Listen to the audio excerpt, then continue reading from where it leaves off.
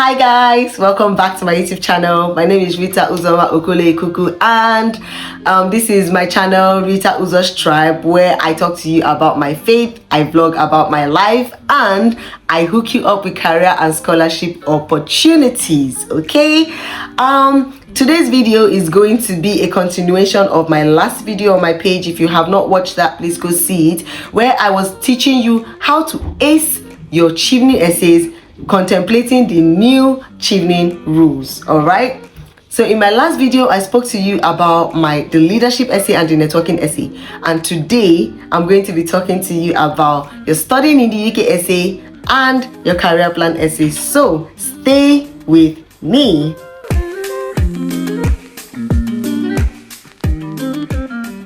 Let us dive right into the video. Okay, let's speak about the studying in the UK essay. Now, Chevening just really changed the ball game, but I think I prefer this new method because you don't write too much, you go straight to the point. The studying in the UK essay says explain your first choice of course and university. Your first choice, not your 3 course choices, your first choice. So that's all they require, because they know that it's not possible to write about your 3 course choices and universities in 300 words. You're not a winch, you're not a magician. Okay, please relate your answer to one of the UK priority areas for Chevening as referenced on the Chevening website. There are 4 new priority areas that Chevening has brought out.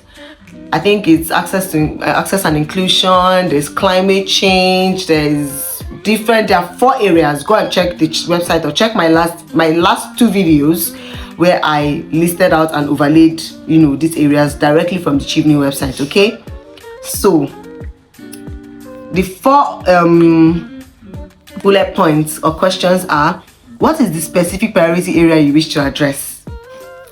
How will your chosen course equip you to contribute to addressing this theme? Why have you selected your particular university in the UK? And how do you plan to immediately apply the knowledge or skills you will gain after your studies? Guys, let me break this down. First of all, you're writing only about your first choice course and your first choice school. First of all, how you're going to start is you're starting by linking it to a priority area. Personally, I always prefer to start with a problem statement and why and how it inspired me or spurred my interest in this course in this school. I'll give an example. 70% of girls are out of school in Nigeria. I observed this within my local community, blah blah blah blah blah blah blah.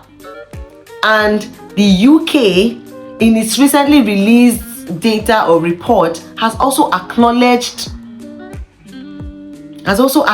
the need for, in its recently released report in 2024 2025 has acknowledged the need for inclusion or access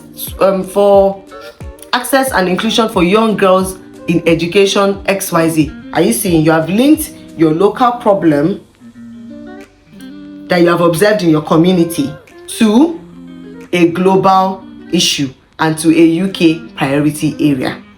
Also mention that this is what has spurred your passion in. Now mention that priority area from their site. If where your own thing falls in is access and inclusion, you say this has spurred my passion in access and inclusion, especially as it relates to education for young girls in rural and indigent communities.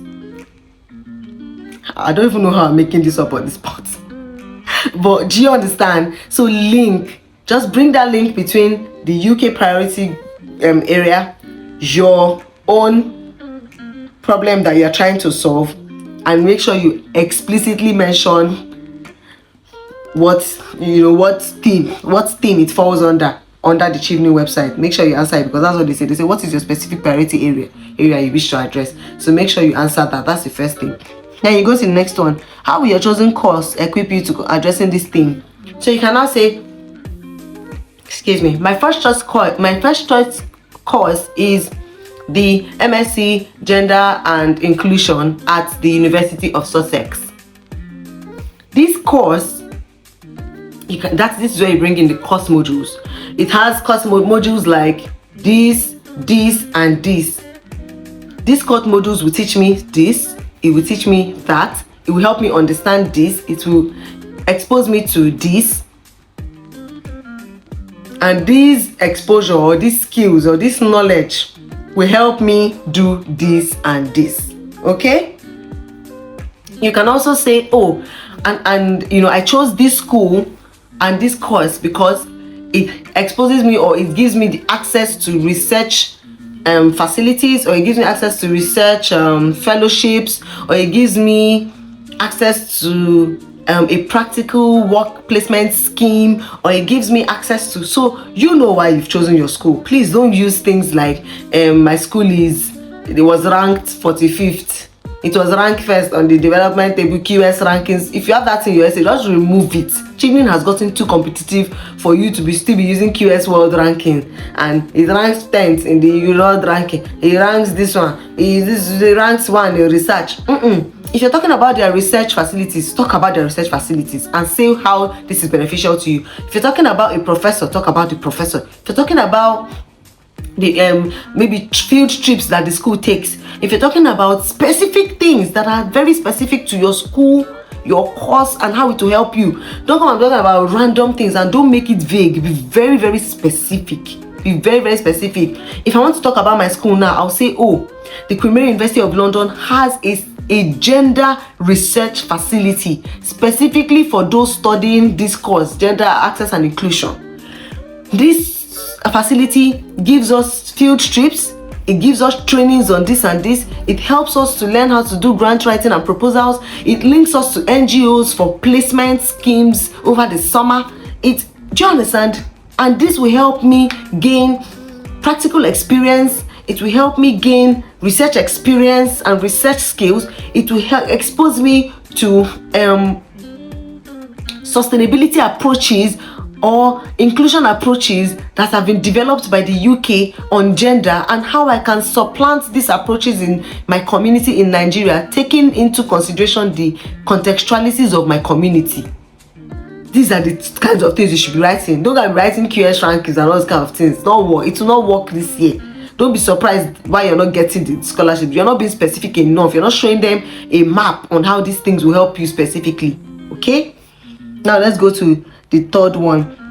Why you have selected your particular university in the UK. I've already spoken about this. Tell them exactly why you selected that school, not world rankings. Okay? Now, this is the part that is a bit different. Now, it says, how do you plan to immediately apply the knowledge or skills you will gain after your studies? This is like your career plan essay, your immediate career plan essay, immediately after you return from the UK. But now, instead of putting it in your career plan, they've put it under your studying in the UK as the last thing you will write. So you will tell them, oh, these skills I have gained. You remember you've told them about the modules and what it to teach you, the research facilities and the skills it to give you, the practical skills you will learn, etc, etc, etc. Name these skills. Don't just say I will learn skills, I will deepen my knowledge. Those are vague statements. It will deepen my knowledge on grant writing and this. I will gain skills on this and this. I will gain skills on research. I will gain skills on this. I will gain. Name the skills. MS Word. If it's MS Word, you will go and learn. Go write it there. If it is skills on write it. Policy making, write it. Any skill, write it there. Constitutional drafting, write it. I will learn skills on legal interpretation, write it there. Because you will need it for this last one now. How will you apply these skills immediately you return? So you now say, upon my immediate return, or in the short term after my return from the UK, I intend to apply my grant writing skills to writing proposals for XYZ on projects like this that will help improve access to education for young girls in rural communities. I will apply this one on this, I will apply that one on that. It gives them a roadmap. This one knows where she's going. This one knows what they want to go and do. Okay? And then you tie it up with Chevening as usual. Chevening will help me with XYZ. Make that one very, very short. And make sure you finish answering all the bullet points before you're bringing in Chevening. Okay? Now let's go to your last essay, which is your career plan essay. Now your career plan, they've divided it into just two. Your medium-term plan and your long-term plan. Remember that you've answered your short-term plan in you're studying in the UKSC. So now your career plan is just medium term and long term. But let's read it. Remember that I'm going to overlay this question, so you don't have to worry. I'll overlay it for those of you that are too lazy to go to the Chevening this thing and get it by yourself. So it says outline your medium and long-term career plans. Medium and long-term. Relate your answer to a key challenge or priority facing your country or region. Okay? Your career has to be linked to a problem you're trying to solve. You cannot just be doing random career. What problem are you trying to solve? So relate it there. What impact do you intend to make in your home country or region? You can say that based on, the lack of access to education for young girls in Nigeria, I am spurred my passion or my career aims at addressing access to inclusion in education for young girls in rural communities in Nigeria and extensively in Africa. You've answered that first one. What impact do you intend to make in your home country or region, Africa? Now, how does your career plan connect with your course of study and the challenge or the priority area you've identified? You've identified priority area, access to inclusion in education, right, for young girls in rural communities. How does your career plan connect with your course of study? You cannot say, I'm studying gender and inclusion, and this, you now bring the link. This relates to my career plan in XYZ ways. Do you understand? The course modules I'll learn, this is how it relates to what it is I want to do. The course modules on research and on drafting will enable me improve my skills on policy formulation because I intend to do XYZ in the medium term. I intend to be a policy formulation draftsman at the Nigerian Senate in the medium term. That's not, by the way, that's not measurable and smart. You have to make your medium and long term goals smart and measurable. In the medium term, I intend to be let me just use that as an example, a policy drafting formulation. And, during my master's, I would have acquired skills in policy formulation through the course module on gender policy formulation and gender inclusion. I would have acquired research and drafting skills which I would employ as a senator in the Federal Republic of Nigeria, blah blah blah. Do you understand? So you're linking your course with the skills you've learned and the problem that you're trying to solve in the medium term. Please be very specific again. Career plan is one essay you really want to be specific with. If you want to gain entry into a law firm, name the law firm, write the name of the law firm, write the skills and the requirements for entering that law firm and how you would have gained it after your master's in the UK. Write it. Be very specific. The third one is what barriers or obstacles might you face and how will you overcome them? Now this is a new one, okay? This is a new one. So once you've written your medium-term skills, you've written your long-term career plan and how your course will help you achieve this, make sure that it is coherent. I would have gained in the medium term, I plan to work here and here. This is the skills I would have gained from my master's that help me get into this job in the first place. When I've now worked in this, my medium term job, doing this for 10 years, I would have now gained the required 10-year experience to now apply to become a justice of the Federal Republic of Nigeria, where I will now apply my skills I've learned in this and that to doing this, to interpreting laws, especially as it relates to gender inclusion, interpreting laws on education, and ensuring that every young girl in rural communities in Nigeria has access to education through rewritten laws and blah blah blah. Do you understand? Let it flow. Let your career plan flow. Now you now say what barriers or obstacles. You already know that the barriers you might face might be funding, it might be gender bias, it might be this. You outline it. I envisage gender bias in my work, as Nigeria is a very patriarchal community, or Imo State Nigeria is a very patriarchal society. I envisage funding issues because the economy is in a free fall right now and it's very difficult to get donor grants and all of that. Do you understand?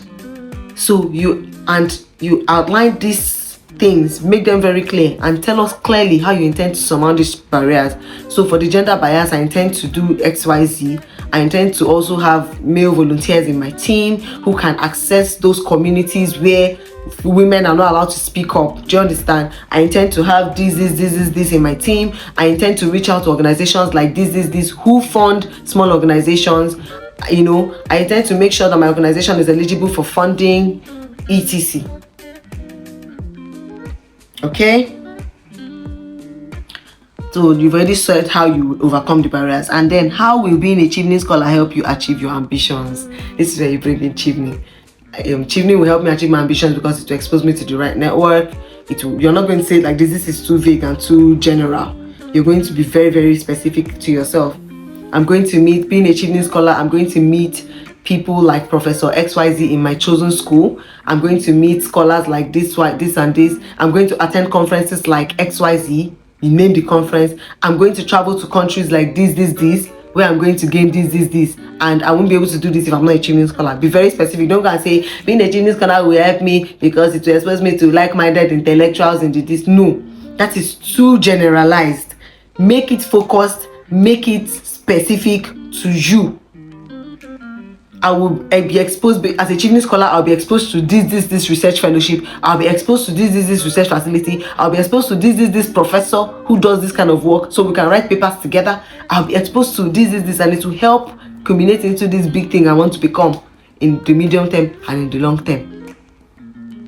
Okay, I think this is where I'm going to end today's video. I hope that I've been able to convince and not to confuse you on how best to ace your Chevening essays considering Chevening's new rules. Remember, do not use AI. You will automatically disqualify yourself. You can use platforms like Grammarly to check your punctuation and your grammar to be sure that you're not writing in passive tense, for passive voice, for example, that your punctuations are correct and all of that. Don't go and use ChatGPT or other AI to write your essay. They will know. There are AI detectors. They will know. They will catch you and you will not make it to the next stage. And you will say, Rita told me. Okay? Or Uzoma told me. So please, write what you can. Get a Chevening scholar to proofread it for you. Do your best. Keep praying. And I hope to see you guys at the top. By God's grace, we'll all make it. If my videos are helping you, please leave comments. Tell me how they're helping. These comments help to inspire me to make more videos, okay?